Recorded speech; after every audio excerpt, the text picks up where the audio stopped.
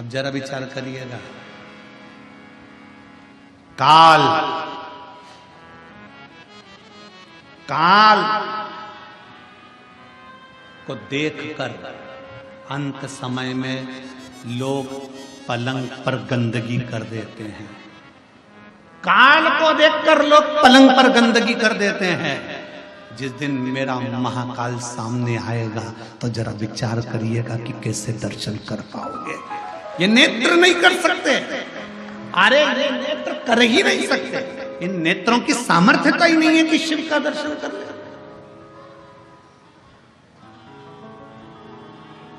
आप भगवान शंकर से ही मत कहो कि मुझे दर्शन दो, शंकर भगवान से ये कहो। आना मना नहीं है, आप हमारे यहां जरूर आना, पर बाबा रूप धर विश्वनाथ बन के,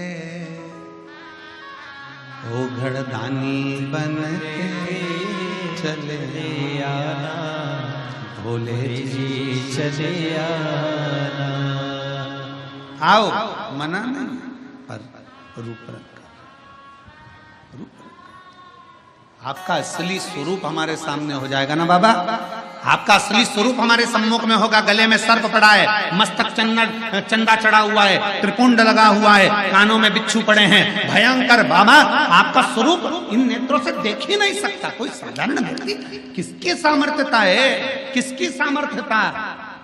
भगवान राम जी ने जब रामेश्वर धाम की स्थापना करी, भगवान कृष्ण ने जब शिवलिंग की स्थापना करी, भगवान राम जब रामेश्वर धाम की स्थापना करते हैं, स्थापना करते समय जब शिवलिंग का निर्माण करते हैं, निर्माण करते करते तुरंत उसी समय पर माता सीता स्थापना के लिए हनुमान जी के कहने पर रावण के साथ में आती हैं और प्राण प्रतिष्ठा के लिए बैठती हैं। तो माता सीता राम जी से कहती, प्रभु आप शंकर भगवान के इतने बड़े भक्त हो, आप शिव जी के इतने बड़े भक्त हो, आपको शिवलिंग की स्थापना करना पड़ रही है। प्रभु आप शंकर भगवान को कहते तो शंकर भगवान आ जाते, आपने शिवलिंग की स्थापना क्यों करी है? सती सीता माता पूछ रही हैं। प्रभु आप कहते तो भोलेनाथ जिता जाते, माता पार्वती के साथ आ जाते, परंतु आपने ये शिवलिंग की स्थापना क्यों करी?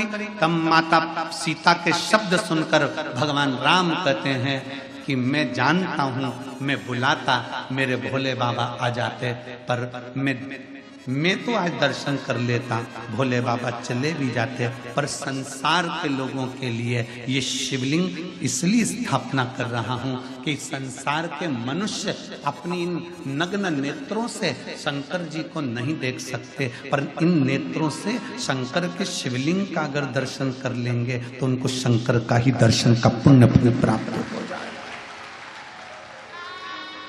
कई लोग कहते हैं विश्वनाथ की धरा मेरे भोले बाबा की धरा है, तो भोलेनाथ यहाँ विराजते क्यों नहीं है? शिव महापुराण की कथा कहती है संसार का मनुष्य अपने नेत्रों से शिव का दर्शन नहीं कर सकता। उसको दर्शन करने के लिए कौटि कौटि ना जाने कितने कितने जन्म लेना पड़ेंगे, और जन्म लेने के बाद भी शंकर का दर्शन नहीं कर सकता, क्योंकि वो शिव को पहचान नहीं सकता। इसलिए भगवान शंकर एक लिंग के स्वरूप में विराजमान रहते हैं। ये 12 ज्योतिर्लिंग क्यों कहते हैं? ज्योतिर्लिंग का मतलब है कि वहां ज्योति है, वहां बल है, वहां अग्नि है, वहां का केवल दर्शन मात्र ही जीव के पापों को नष्ट कर देता है।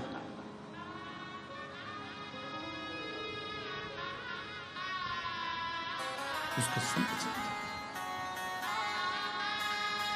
और जब वक्त पड़ता है, ऐसा नहीं कि मेरा महादेव, जब वक्त पड़ता है, एक बार भगवान श्री गणेश जी महाराज पार्वती जी के साथ में, मां जगत जननी के साथ में गंगा जी के घाट पर पहुंच गए, और माता पार्वती के सम्मुख में भगवान श्री गणेश जी ने कह दिया, मां आप इतनी सुंदर हो, पर पिताजी इसमें सुंदर नहीं दिखते, पिताजी सुंदर नहीं दिखते। पार्वती मैया ने गणेश जी का हाथ पकड़ा और हाथ पकड़ कर कहा, गणेश आज तो तुमने ये शब्द कह दिया, आगे से शब्द मत कहना, क्योंकि तुम्हारी पार्वती मैया से भी 1000 लाख गुना सुंदर विश्वनाथ शंभु पुत्र कालदर्शी कैलाश। मां मुझे मेरे पिताजी का वो दर्शन करना है जिसमें मेरे पिताजी इतने सुंदर नजर आते हैं। भगवान शंकर के लिए माता पार्वती जी ने उसी समय कह दिया कि पुत्र गणेश को आपका सुंदर स्वरूप का दर्शन करना है। कौन सा स्वरूप? शंकर भगवान से माता पार्वती जी कहती हैं कर्पूर गौरम करुणावतारम, आपका वो स्वरूप जो कपूर की तरह निर्मल, बड़ा सुंदर स्वरूप है, एक बार दर्शन करा दो। गणेश जी का हाथ पकड़कर शंकर भगवान गंगा जी के जल में ले गए और भगवान शंकर ने जो गंगा में एक डुबकी लगाई, स्वरूप देखकर गणेश जी महाराज को भी हजारों मुख करना पड़े, हजारों नेत्र करना पड़े। एक विनायक नहीं, अष्ट विनायक, और अष्ट विनायक को संभालने के लिए अष्ट लक्ष्मी,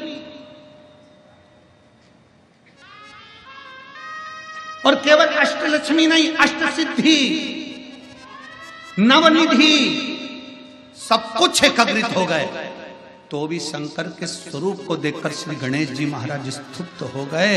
हाथ जोड़कर अपने पिताजी से कहा, मुझे ये स्वरूप अब मत दिखाओ, आपसे हाथ जोड़ता हूं, आप मेरी मैया से ज्यादा सुंदर हो, अब मुझे नहीं दर्शन करना, आपको प्रणाम करता हूं। अब नहीं करना, आपको हाथ जोड़ने।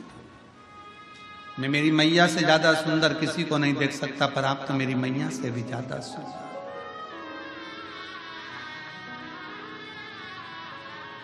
कितने सुंदर, कितने, उनकी सुंदरता का क्या वर्णन, क्या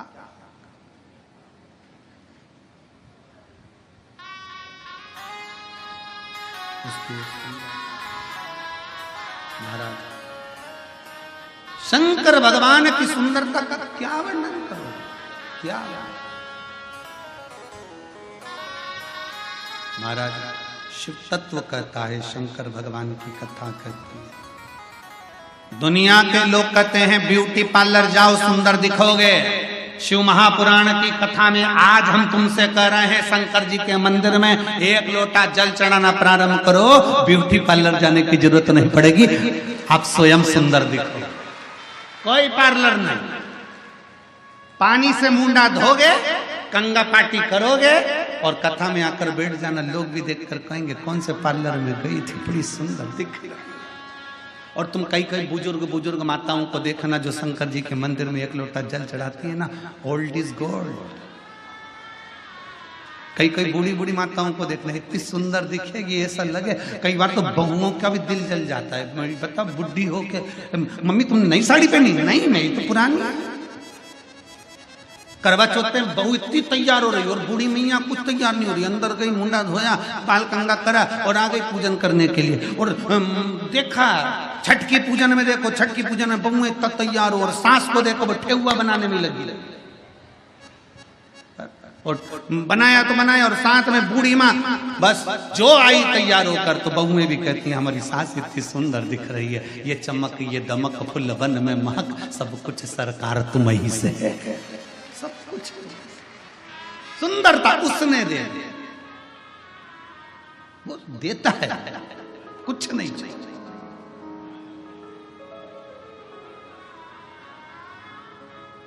ये संत साधु सन्यासी तपस्वी साधक उपासक बाबा ये जितने होते हैं ना, इनको देखना, इनके भजन का बल इतना प्रबल होता है कि इनके चेहरे की चमक बढ़ती चली जाती है बिना क्रीम के।